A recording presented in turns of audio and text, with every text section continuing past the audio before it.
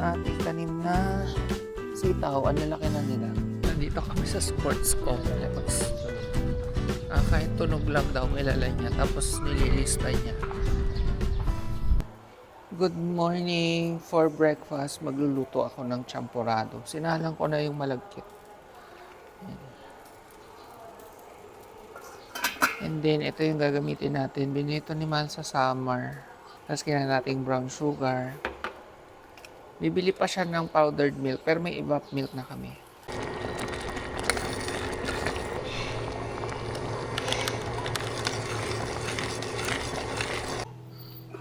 Ito na yung ating champurrado. Sabi, nag-moist. Huwag na nga, nag-moist. Nagluluto pa si Mahal ng mga parang tuyo-tuyo. Pero hindi siya talaga tuyo. Ayan. Palad. Tapos yung espada.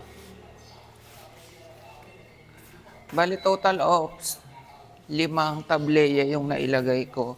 Tapos mga 6 na kutsarang asukal, pinch of salt, sa 1 cup na malagkit. Tapos maraming tubig. Tinansya-tansya ko lang. Yan natin. Ayan na. Nagmo-moist eh.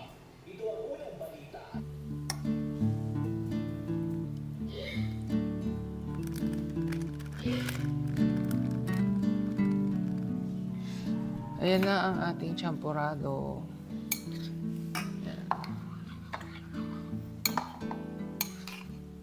At ayan yung ating pangterno. Tikman ko muna siya ng siya lang. Kala mo hindi pa nakakain ng champurrado.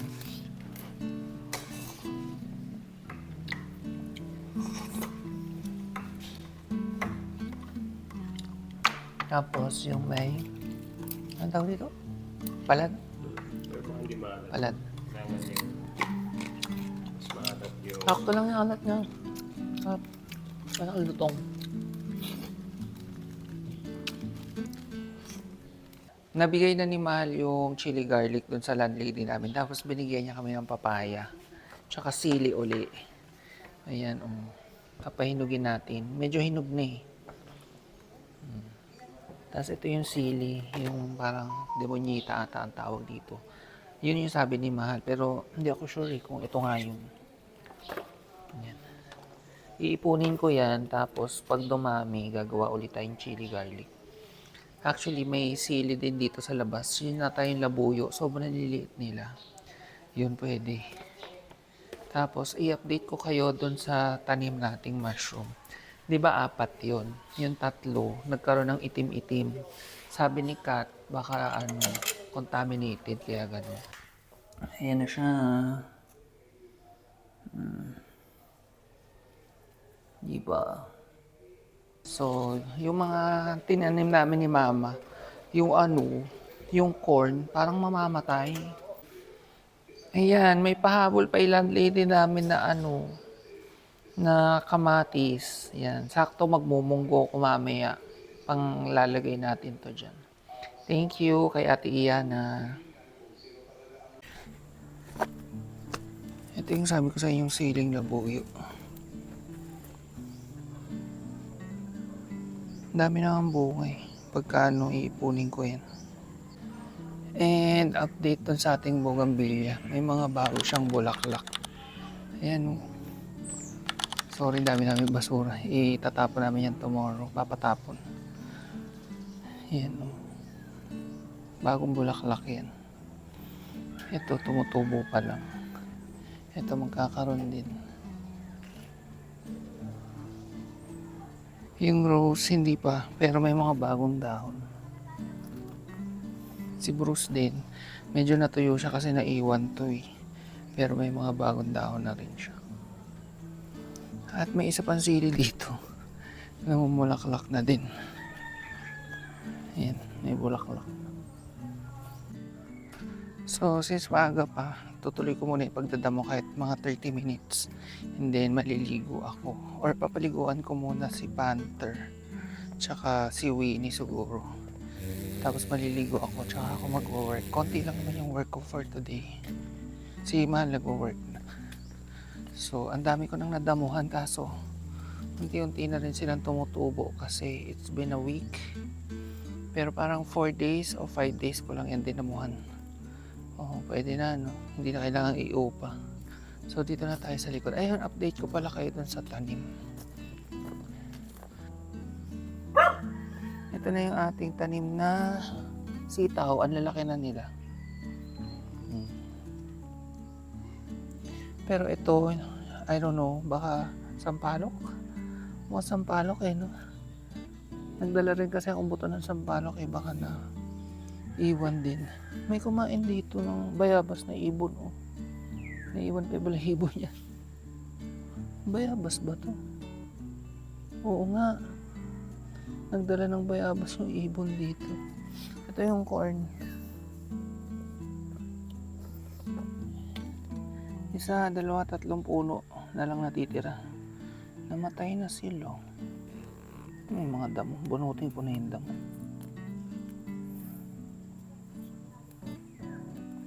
Pati yung okra sa sobrang init, namatay din.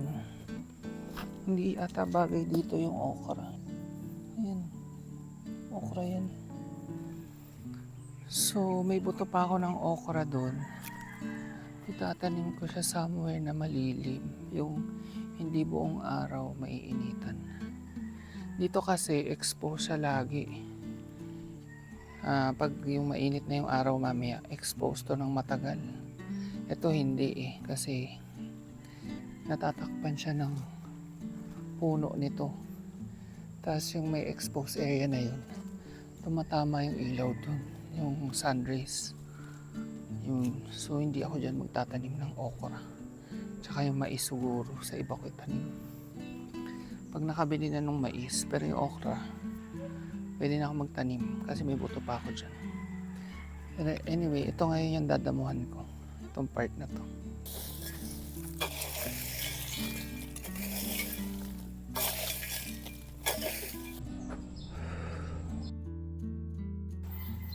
Ayan, nadamuhan ko na dito. Malinis na. Ayun yung mga nakuha kong damo. Dito naman tayo sa part na to.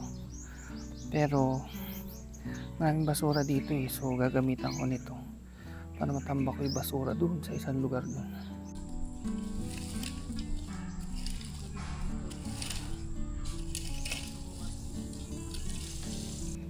Yung kangkong pala nakakalimutan kong i-update kayo. Ayan, marami na rin siyang dahon.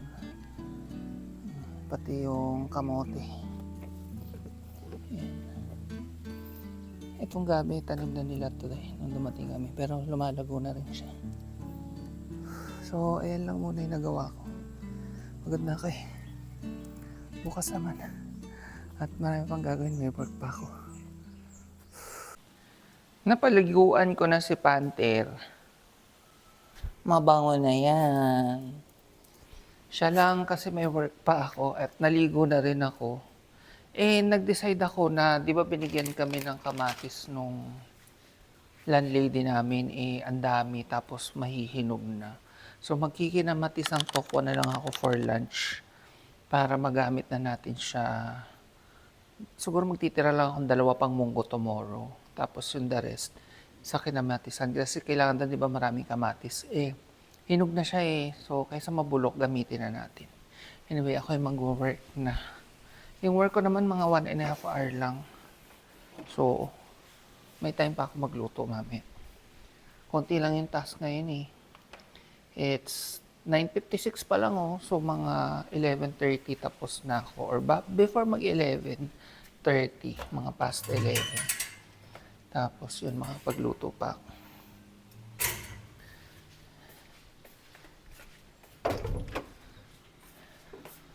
Yan, nag-work na si Mahal. Ako ay dito. Work muna ako. Naka 1 hour na ako sa work, pero hindi pa ako tapos. Nainis ako. Kasi ang dami ko pang mas dami gagawin pa ako. So, kailangan ko pa siguro mag 1 hour uli. 11 a.m. na. So, kailangan ko na magluto. Magsasaing pa nga ako Sorry Pag kasi lead generation yung ginagawa ko. So, sa isang oras, dapat At least 15 akong leads. Naka 7 lang ako. So, dumoble yung oras. Kaya, pag ganun, medyo bad trip ako. Kasi sayang sa oras. Anyway, magsayang na ako and magluluto tayong kinamatisan. Unahin kong iprito tong tokwa para habang nag-prepare kong panggisa na preprito na siya. Ito ay binili namin sa Dali. Parang ngayon lang namin to titikman.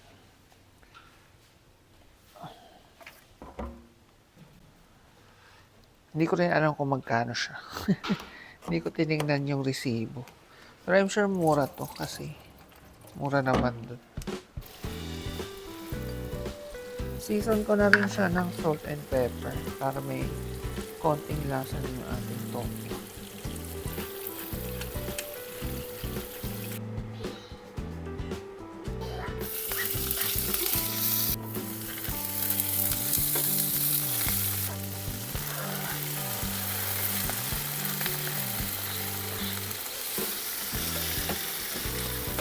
Gusto nating maluto mabuti kasi yung kamatis, yung durog, yung sili. So, tatakpan natin.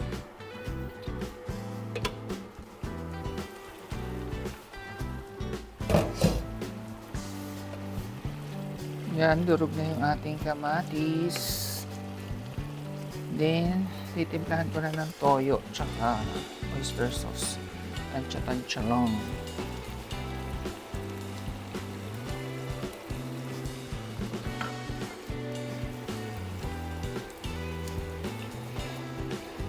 Dito na sa pepper. Hindi kayo mahilig. Huwag yan ang dagdagan. Tignan natin.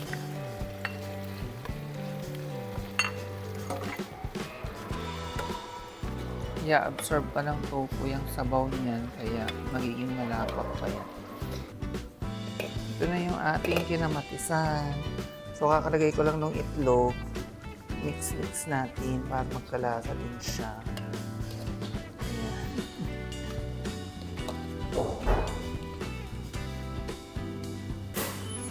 Kaya na kami.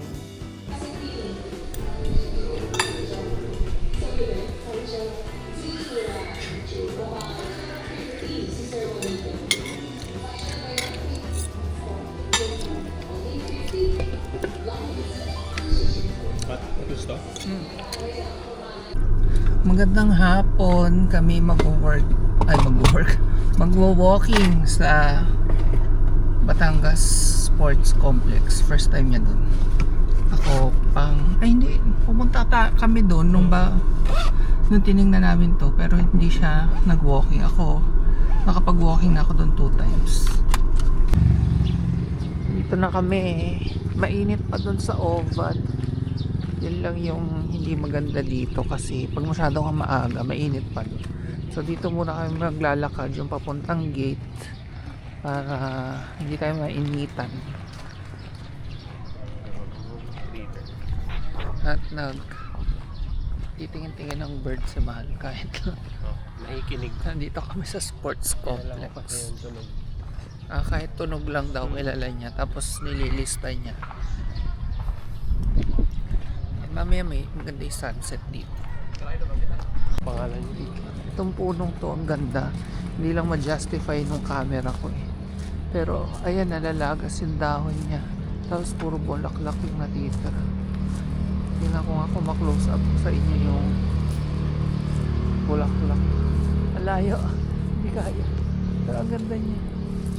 Sayang, hindi ko ma-close up. Ayan. Ito madahon pa. Pero ito, dito wala na. Anyway, yung itsura ng dahon. Bulaklak. So, magme-merienda muna kami. Kasi, mababurn naman daw namin. Counterproductive. Dito kasi nasa labas ng gate, di ba may mga nagbebentang street food, may kwek-kwek ata. So, may merienda tayo. Parang kwek-kwek. Ay, hotdog yun. Merienda, kikya. Kaya, Gulaman, gusto mo gulaman? dalawang bulan. Tapos na kami mag-merienda. So, yan, mag-walking na talaga tayo. Papasok na uli kami. Below average ang merienda.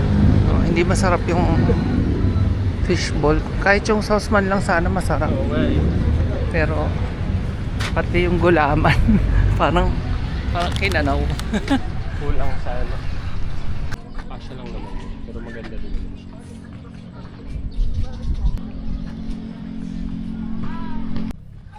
Akasya yung bulaklak na yun. Ganda, no? Tapos may nadaanan kami na super bango pero hindi namin alam kung ano.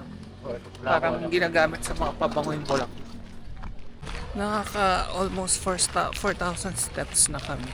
Sarado yung oval, sayang. Parang bagong espalto kasi. So baka pinapatuyo pa. Para mas mag-burn tayong calories. Try natin makita-akit siya po. Unahin mo na siya. Mabilis siya.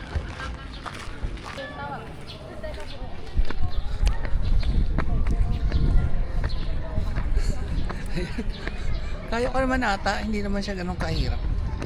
Pero feeling ko isa lang. Kasi baka mabigla yung katawan. Tsaka yung pababa madali. Mas mahirap. Ang taas ko na. Teka, tingnan niya natin yung view. Oh. Diba ang ganda?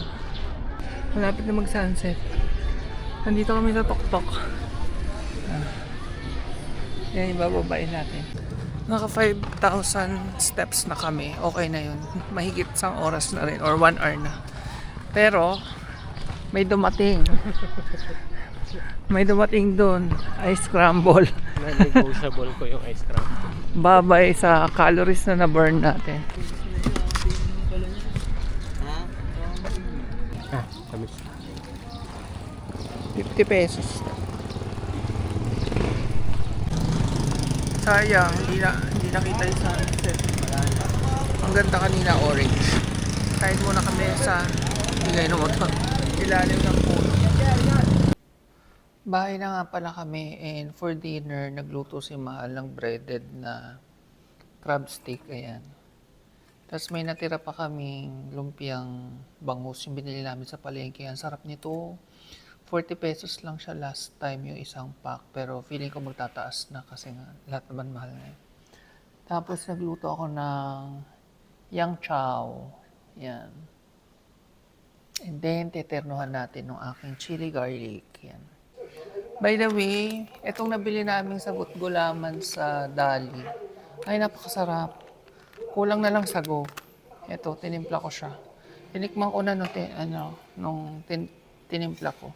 So, pwede lang gulaman tsaka sago or kahit gulaman lang.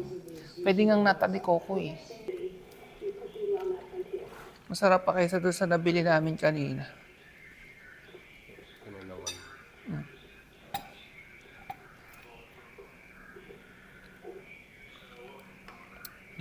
Baka nga kulang pa ako sa tubig, medyo matamis pa eh.